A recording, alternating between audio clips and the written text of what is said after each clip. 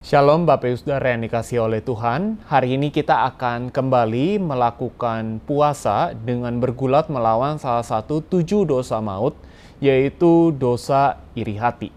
Bapak Ibu Saudara, kita tahu bahwa dosa iri hati adalah salah satu dosa yang seringkali tidak disadari oleh banyak orang. Bahkan bisa jadi hari ini banyak dari kita yang masih berkanjang di dalam dosa iri hati. Itulah sebabnya mungkin saja beberapa dari kita sulit untuk bersyukur kepada Tuhan karena kita masih terjebak di dalam dosa iri hati. Bahkan Tuhan sendiri sudah memperingatkan kepada kita betapa bahayanya dosa iri hati. Terutama di dalam Keluaran 20 ayat 17, di mana Tuhan melarang orang-orang Israel pada saat itu untuk iri hati, untuk mengingini apa yang dimiliki oleh sesamanya. Ketika kita melihat orang lain mungkin hidupnya lebih sukses daripada kita, lalu kita membandingkannya dengan kehidupan kita sendiri. Di situ kita sudah terjatuh ke dalam dosa iri hati. Ketika mungkin kita melihat ada rekan kerja kita yang jauh lebih sukses daripada kita, yang jauh lebih bisa berkembang daripada diri kita, lalu kita mulai merasa insecure dan kita mulai berpikir, andaikan saya juga bisa seperti dia, andaikan saya punya kemampuan seperti dia. Sebenarnya kita juga sudah terjatuh ke dalam dosa iri hati. Bapak Saudara, ini semua menunjukkan bahwa setiap kita itu begitu rentan, begitu rapuh dengan yang namanya dosa iri hati. Karena itu kita perlu datang kepada Tuhan dan kita perlu memohon kepada Tuhan agar Tuhan juga yang menyertai kita. Tuhan yang menguatkan kita agar kita tidak terjatuh ke dalam dosa iri hati, dan Tuhan yang juga memberikan hikmat kepada kita sehingga kita juga bisa mengidentifikasi apa saja dosa iri hati yang berpotensi untuk kita lakukan baik secara sadar atau tidak sadar di dalam hidup ini. Bapak Saudara, kita perlu luangkan waktu 10-15 menit di satu ruangan yang mungkin sepi dan kita bisa berdoa kepada Tuhan di sana.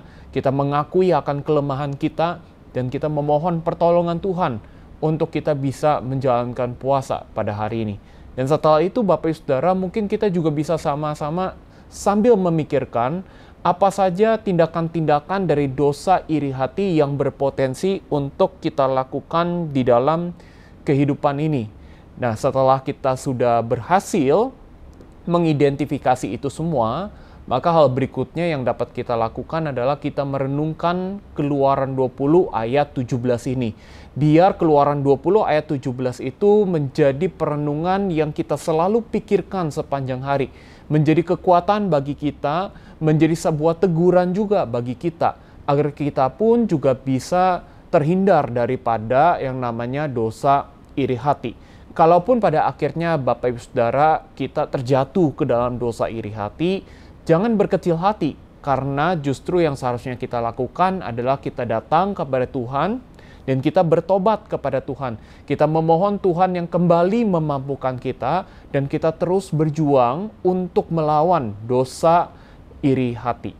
Bapak Ibu Saudara, pada akhirnya puasa yang kita lakukan itu berbicara tentang relasi kita dengan Tuhan. Bagaimana kita mendekat kepada Tuhan, bagaimana kita boleh semakin deep dengan Tuhan, dan kita boleh semakin menyadari ternyata peran Tuhan di dalam hidup kita begitu besar, dan tidak mungkin kita bisa melawan dosa-dosa, termasuk dosa iri hati, kalau tidak ada campur tangan Tuhan di dalam hidup kita. Karena itu Bapak Saudara, izinkan saya berdoa bagi setiap kita mau memulai puasa hari ini dengan berserah kepada Tuhan. Kita berdoa. Bapa kami yang ada di dalam surga, kami sama-sama datang kepadamu. Kami memohon dengan rendah hati, kiranya Engkau menguatkan setiap kami untuk menjalankan puasa pada hari ini. Biarlah kami pun juga boleh bergulat melawan dosa iri hati, dan kami boleh terus berjuang menyenangkan Tuhan, memuliakan Tuhan di dalam hidup kami. Tapi lebih penting lagi, biarlah melalui hal ini kami punya relasi yang lebih dekat, yang lebih intim juga dengan Tuhan. Terima kasih Tuhan, di dalam nama Tuhan Yesus kami berdoa. Amin. Tuhan memberkati setiap kita.